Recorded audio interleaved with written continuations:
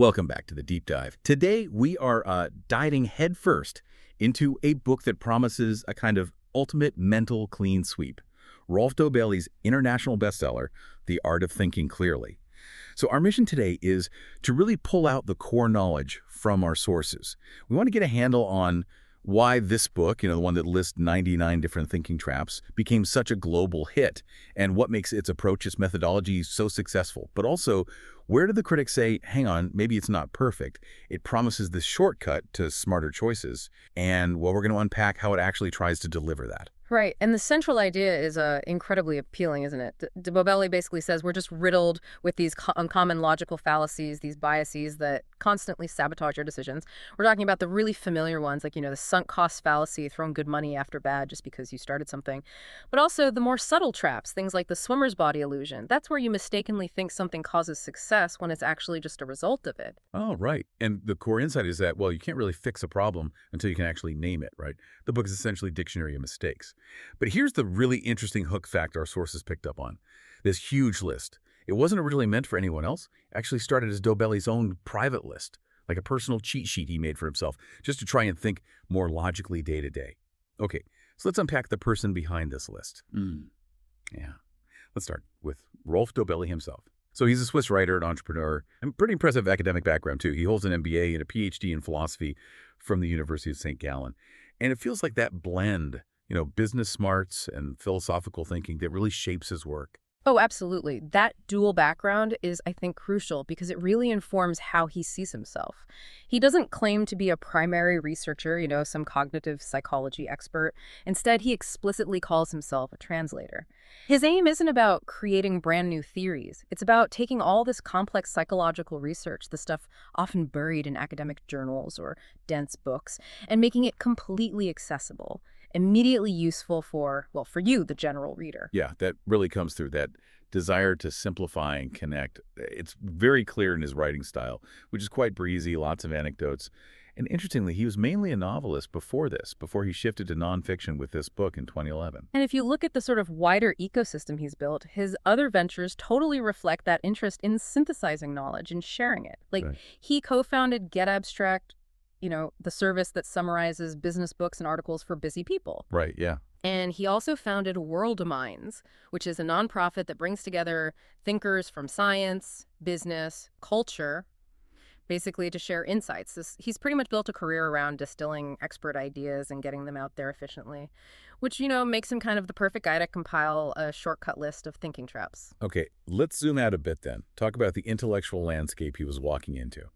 The book hits the shelves in 2011, and the timing, wow, it couldn't have been better, really. It landed right in the middle of this massive, unprecedented boom in behavioral psychology research that had been building serious steam since, the 80s? Exactly.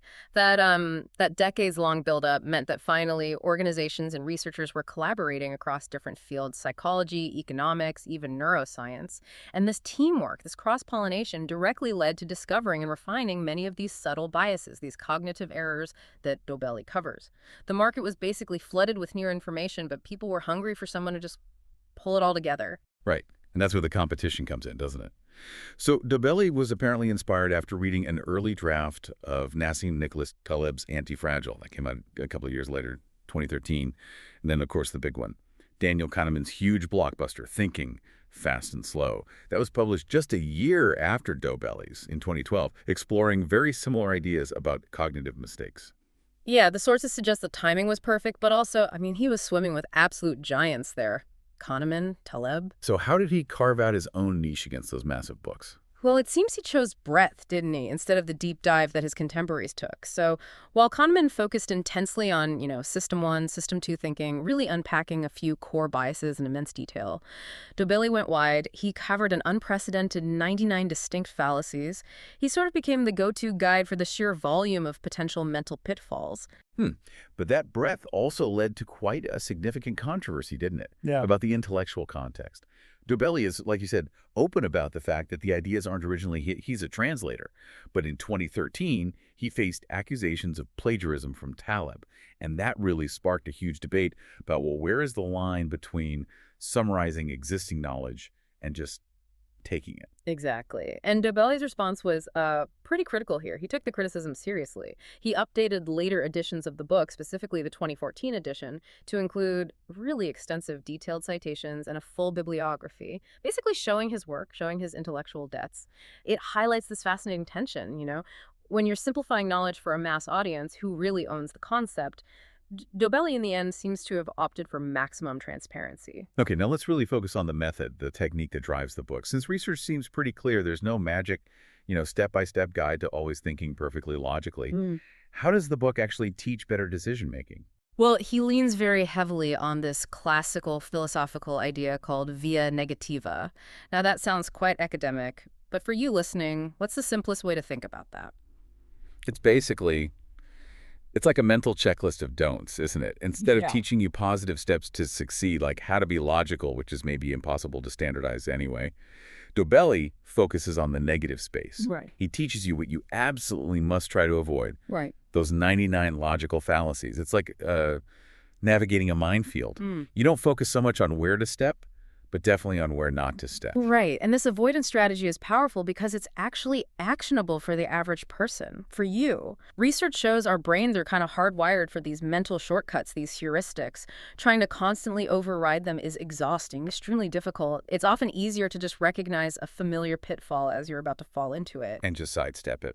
and simply choose a different path. Yeah. That recognition, that's the book's real superpower. And this structure is really baked into how the book is laid out, too. 99 very short chapters. Our sources mentioned this is a direct result of the book starting life as individual newspaper columns. So each chapter is like a quick, digestible hit, perfect for a coffee break read.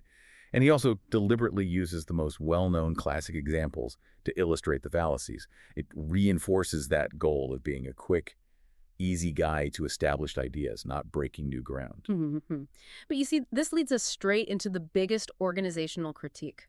While that brevity is fantastic for just picking it up for accessibility, cramming 99 micro essays together into one book, well, it can often make the ideas feel a bit disjointed. So the critical question becomes, is that speed and accessibility, getting the listener to quickly spot a few key traps, is that worth sacrificing a deeper structural coherence? A thematic grouping. Wait, hang on. And you mentioned earlier that some critics claim certain fallacies felt a bit forced just to reach that neat number, 99.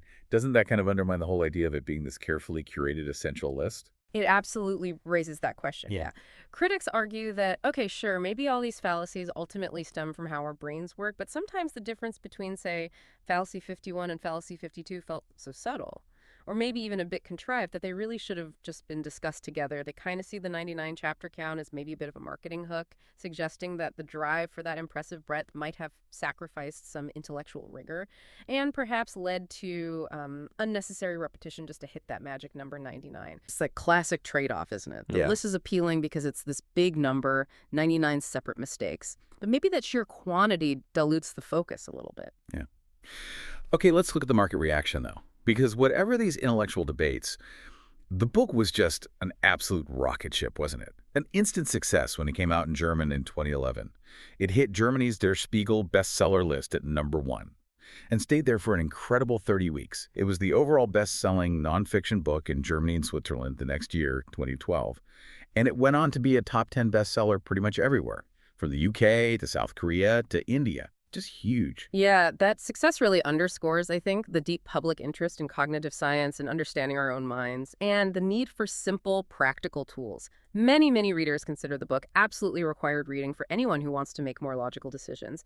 They really praise that straightforward, almost checklist-like approach. They find the anecdotal style makes these often complex psychological ideas immediately understandable and, crucially, actionable. It helped them spot and avoid bad thinking, like right away. But that substantial counter-argument from, let's say, more academic critics, it still holds firm, doesn't it?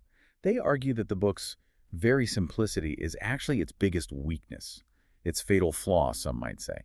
That by boiling down concepts so much, maybe it failed to provide enough nuance for readers to get a really solid, deep understanding of why these fallacies happen and how they connect or interact. Right. And if we connect this back to the bigger picture, the book Totally succeeds as exactly what it seems. It was originally designed to be a quick reference guide, or like Dobelli first intended, a personal, simple checklist. Its huge popularity proves that people, that you, value this immediate practical knowledge. It gets you started.